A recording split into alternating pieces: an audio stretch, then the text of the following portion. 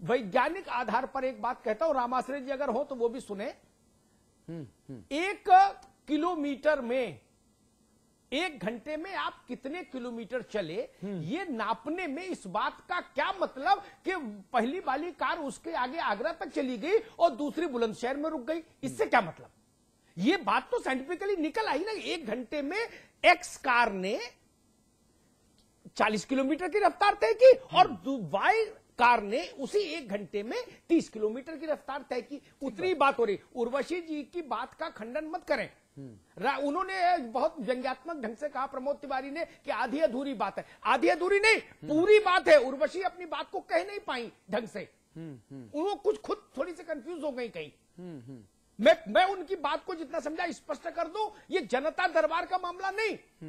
जनता दरबार अलहदा विषय है। और जो लोग ये कह रहे हैं कि मायावती के यहां चिट्ठी नहीं पहुंचती थी, मायावती के यहां फिजिकल आदमी नहीं पहुंचता था, लेकिन चिट्ठी तो मेरे दोस्त भारत के राष्ट्रपति, भारत के प्रधानमंत्री और हर मुख्यमंत्री के यहां हजारों आती हैं रोज, जिनमें समस्याएं होती हैं। और उनका एक सिस्टम में रजिस्टर मेंटेन होता है। अब कंप्यूटर मेंटेन होता है, पहले रजिस्टर मेंटेन होता था।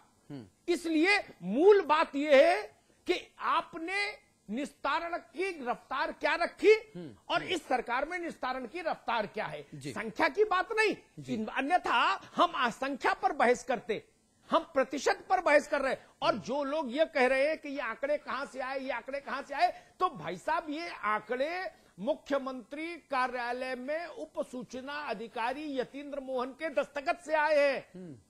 कुशवाहा जी या तो झूठे आंकड़े देने के आरोप में उसको बर्खास्त कर देते सुबह तक, तब भी बात समझ आती, या जो महिला आंकड़े पेश कर रही है, या उसकी बात मान लेते। हाँ भाई उस पर मछली वाली मोहर लगी है।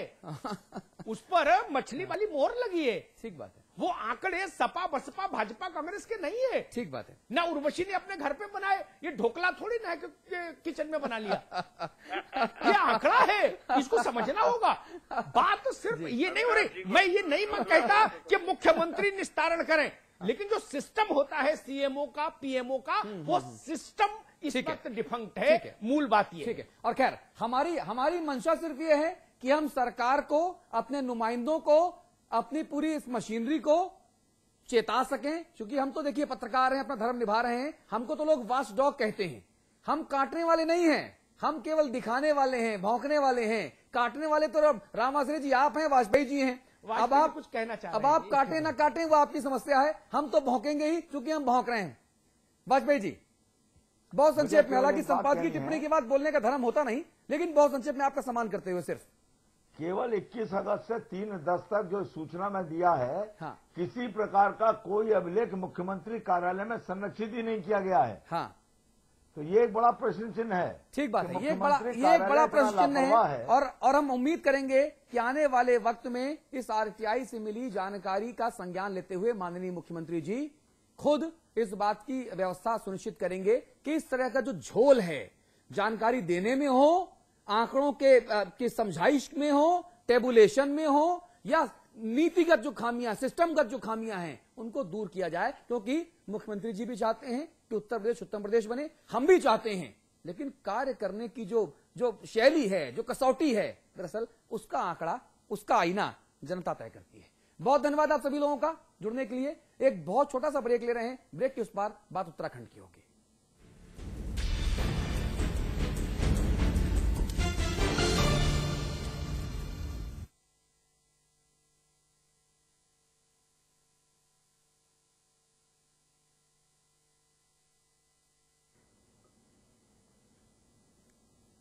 चलिए, वक्त कम है तो हम ब्रेक नहीं ले रहे हैं। उत्तराखंड की बात करेंगे, जहां 24 नदियां बहती हैं, 17 ग्लेशियर हैं, जहां से निकलने वाली नदियां पूरे उत्तर भारत को सींचती हैं। वहीं उत्तराखंड जल संकट से जूझ रहा है। आज लोगों को पीने का पानी मैसर नहीं हो पा रहा आज, और अगले 20 वर्षों में हालात और भी बदतर हो जाएंगे। इस बात पर सूबे के जल संसाधन मंत्री चिंता भी जता रहे हैं। लेकिन सवाल है, क्यों? आखिरकार जल संसाधनों वाले सूबे को नजर किसकी लगी है भाई?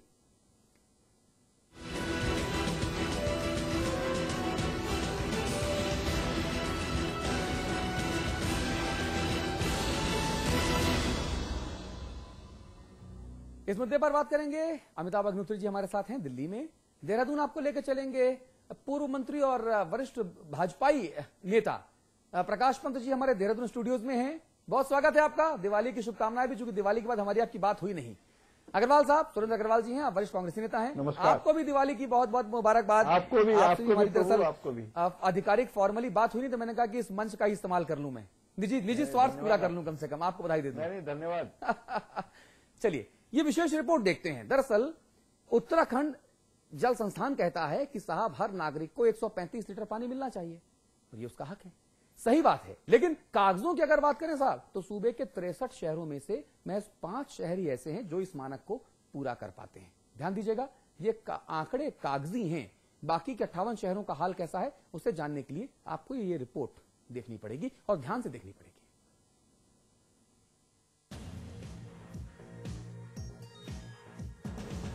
24 से अधिक नदियां, 17 ग्लेशियर, प्राकृतिक मीठे पानी की दर्जनों झीलें, सैकड़ों प्राकृतिक जल स्रोत। ये तस्वीर है प्रचुर जल संसाधनों से लैस उत्तराखंड की। उत्तराखंड से निकलने वाली ये नदियां देश के बड़े भूभाग और बड़ी आबादी की प्यास बुझाती हैं। लेकिन अफसोस कि इन नदियों की उद्गम स्थली उत्तराखंड की जमीन और लोग 12 साल गुजर जाने के बाद भी प्यासे हैं। राज्य की बड़ी आबादी आज भी बूंद बूंद पानी के लिए तरस रही है। उत्तराखंड जल संसाधन के मानक के अनुसार राज्य में हर दिन एक व्यक्ति को 135 लीटर पानी मिलना चाहिए और ग्रामीण क्षेत्र में रह रहे व्यक्ति को अगर 40 लीटर से कम पानी मिलता है तो भी वो पानी से वंचित माना जाएगा। इस लिहाज से उत्तराखंड में जल संकट मंडरा रहा है। लोग आज भी इन गांवों से 5-10 किलोमीटर दूर से पानी भरने को मजबूर हैं। ग्रामीण क्षेत्र में जनता को जो पेयजल उपलब्ध कराने का मानक है वो अगर किसी व्यक्ति को किसी गांव में 10 LPCD 10 लीटर प्रति व्यक्ति प्रतिदिन से कम पानी मिलता है तो वो नॉट कवर्ड की श्रेणी में, NC की श्रेणी में आ जाता है। यदि किसी गांव में 40 LPCD से कम पानी मिलता है तो वो पार्शली कवर्ड श्रेणी में आता है। पानी की स्थिति ऐसी है नैनीताल में, खास तौर पे मार्च टू सितंबर अक्टूबर तक, जब तक बरसात नहीं होती, लेक भरता नहीं है, पानी की सप्लाई बहुत कम रहती है। पेयजल मंत्री प्रसाद नैथानी ने तो यहाँ तक कह दिया है कि उनके द्वारा किए गए सर्वे में पता चला है कि अगले 20 सालों में राज्य में पानी का संकट और भी विकराल हो जाएगा। पेयजल मंत्री होने के नाते जो हमने स्क्रूटनी की है उसमें हमारे प्रदेश में आने वाले 20 सालों के अंदर पानी का बहुत ज्यादा क्राइसिस होने की संभावना है। बहरहाल जल संसाधनों से लैस उत्तराखंड में बेहतर जल प्रबंधन से राज्य में पानी की किल्लत को काफी हद तक कम किया जा सकता है, जिसके विषय में सरकार को जल्द से जल्द कोई ठोस जल नीति तैयार कर कार्य करना होगा। हेम भट्ट के साथ ब्यूरो रिपोर्ट, नैनीताल समाचार प्लस। चलिए सीधे आपको देहरादून लेकर चलेंगे। प्रकाश पंत जी, पहले मैं आपके पास आना चाहूंगा। ये गड़बड़ झाला दरअसल ये है क्या? मुझे जो इतना समझ में आ रहा है वो ये है कि साहब इतनी सारी नदियां हैं, इतने सारे ग्लेशियर हैं और फिर भी क्या ये जो वाटर मैनेजमेंट है, जो वाटर रिसोर्स मैनेजमेंट है बेसिकली, क्या ये उसका वहां पर हम लैक कर रहे हैं, वहां पर हम चूक कर रहे हैं क्या कि हम उस वाटर रिसोर्सेज को प्रॉपरली मैनेज ना कर पाने की स्थिति में हम जितना जरूरत का पानी है वो नहीं दे पा रहे? देखिए, सबसे पहले अतुल जी मैं एक संशोधन आपकी बात में करना चाहूंगा। हाँ, हमारे यहाँ 17 मात्र ग्लेशियर नहीं बल्कि 917 ग्लेशियर हैं। अच्छा। और जो 3550 वर्ग किलोमीटर के एरिया में फैले हुए हैं। ठीक बात है।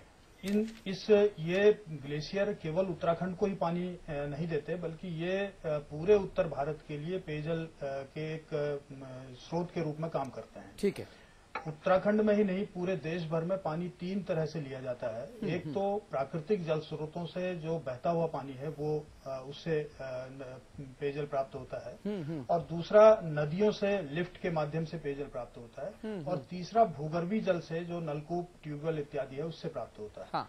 उत्तराखंड की जहां तक स्थिति है, उत्तराखंड में वर्ष 2003 में एक सर्वेक्षण करवाया गया था जिसको राजीव गांधी पेयजल मिशन का सर्वेक्षण कहा जाता है।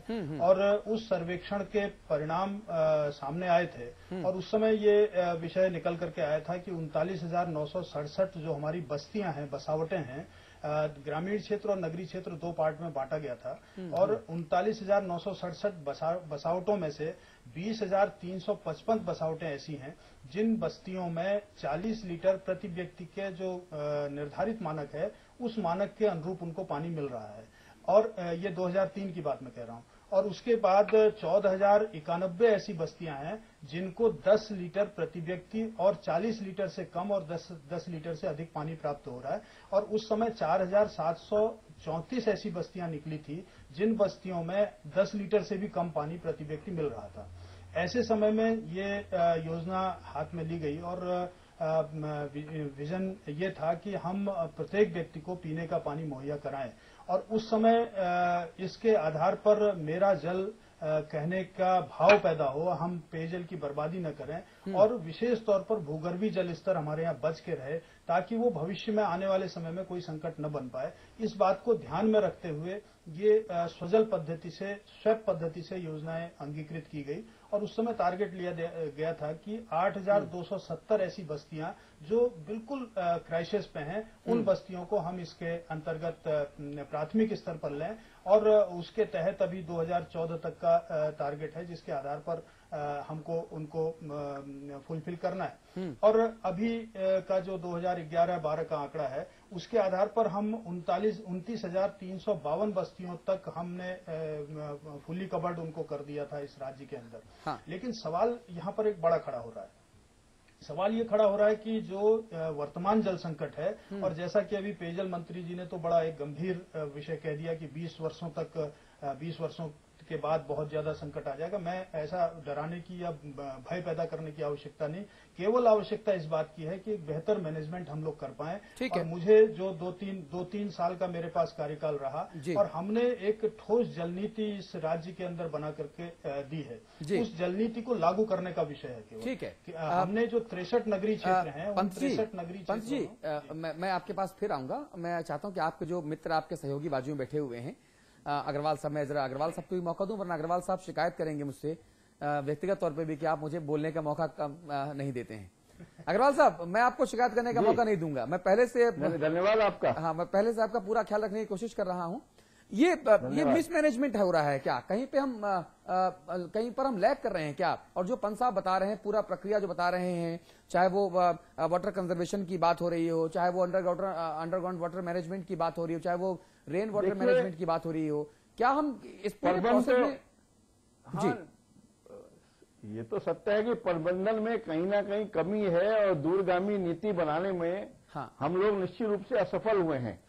यदि पंत जी ने पेयजल मंत्री रहते हुए ठोस योजनाएं बनाई होती, उचित प्रबंध किया होता, तो आज पंत जी जो है बहुत सक्रिय और सकारात्मक भूमिका में विधानसभा के अंदर और सक्रिय भूमिका में होते। निश्चित रूप से 206 योजनाओं पर जांच का काम पंत जी ने अपने 5 वर्ष के पेयजल मंत्री रहते हुए योजनाओं पर जांच का काम आरंभ कराया था और 5 वर्ष तक पेयजल मंत्री रहते हुए उन पर जांच आरंभ नहीं करा पाए। यदि गंभीर विषय है, इस पर इस तरह का आरोप प्रत्यारोप मैं आरोप नहीं लगा रहा हूं, मैं आपके प्रबंधन पे बात कर रहा हूं। मैं प्रबंधन की बात कर रहा हूं कि प्रबंधन में कहीं ना कहीं मैं आप दोनों से पूरी विनम्रता से निवेदन करूंगा कि एक बात तो सही है कि मामला बहुत गंभीर है। सरकारें बीजेपी की रही हों या कांग्रेस की रही हों, उत्तराखंड की जनता को पानी चाहिए। आरोप प्रत्यारोप का शाब्दिक झुंझुना नहीं। अमिताभ जी, देखिए, मैं तो हैरान हूं, छोटा सूबा, गंगा का मायका, यमुना का मायका, तमाम हिम श्रृंखलाएं, पूरे भारत को पानी दे वैसी हिम श्रृंखलाएं, ग्लेशियर।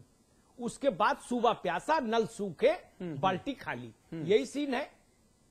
आंकड़े तो प्रकाश जी बताएंगे हैं और सुरेंद्र जी उसकी राजनीतिक व्याख्या करेंगे। लेकिन मैं हैरान हूं कि उत्तर प्रदेश में इस ढंग की आरोप प्रत्यारोप की थोड़ी बहुत गुंजाइश बचती है, क्योंकि वहां 5-6-7 पार्टी हैं मैदान में जो दम ठोकती हैं, ताल ठोकती हैं। उत्तराखंड में तो 2 ही पार्टी और दोनों हुकूमत में रह ली भरपूर, बराबर बराबर तराजू से तौल के देख लीजिए। तो आप दोनों पार्टियां अगर कोई दुर्व्यवस्था है, अव्यवस्था है, तो उसमें सिवाय करबद्ध ढंग से क्षमा याचना के अलावा और यह वचन देने के अलावा कि आगे ऐसी गलती नहीं दोहराई जाएगी, इसके अलावा मुझे नहीं लगता किसी और विषय में जाना चाहिए भाजपा और कांग्रेस को उत्तराखंड में, क्योंकि इस तरफ से उस तरफ तक सब शरीके जुर्म हैं। अगर ये अच्छे थे तो रिजल्ट क्यों नहीं आया, और वो अच्छे थे तो रिजल्ट क्यों नहीं आया? बाल्टी खाली क्यों उत्तराखंड में? या तो ये कह दीजिए कि भाई पानी है ही नहीं, ये मरुस्थल है।